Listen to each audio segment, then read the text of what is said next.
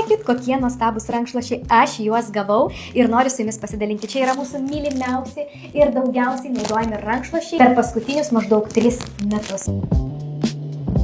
O dabar aš noriu su jumis nuoširdžiai pasidalinti tai, ką mes iš tikrųjų ir naudojame. Šiem rankšluosčiam yra tikrai kažkur 2,5 metų, apie 3. Mes juos dievinam. Jie išlieka visą laiką minkšti. Net po 1000 skalbimų jie nepraranda savo formos ir nesukietėja. Svarbiausias dalykas, kad čia nesiveisia jokios bakterijos ir išdžiūsta plaukai 7 kartus greičiau negu su įprastu rankšluosčiu. Jūs pažiūrėkit, visos spalvos, visa kokybė, jinai išliko lygiai tokia pati, kaip ir prieš daugiau nei 2 metus įsigyti šie rankšluosčiai. Na ką, kartu su jumis noriu pasidžiaugti ir iš karto pakuoti, nedelsiant ir pakabinti vonioj šitą nuostabų rankšluostį. Aš jau įsivaizduoju, kaip jisai gražiai atrodys prie jūros, kaip jisai gražiai atrodys atostogose prie baseino. Jūs pažiūrėkit, oh my god. Ir kiekvienas rankšluostis, kiekvienas iš jų, jie turi tokį labai fainą kabliuką ir jie laikosi puikiausiai. Jūs pažiūrėkit, koks grožis.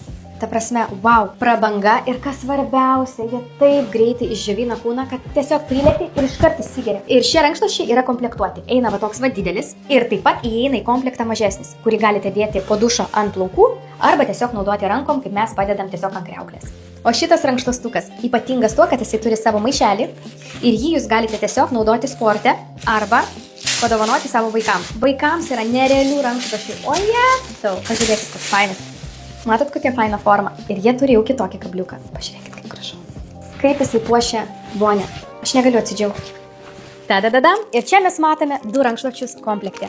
Mažasis rankšluostis, kuris galėtų būti jūsų plaukam arba rankom vonioj. Kitas rankšluostis, tas didysis, su kuriuo galite tiesiog keliauti bet kur. Ir pažiūrėkit, kaip gražiai viskas supakuoja akvarius.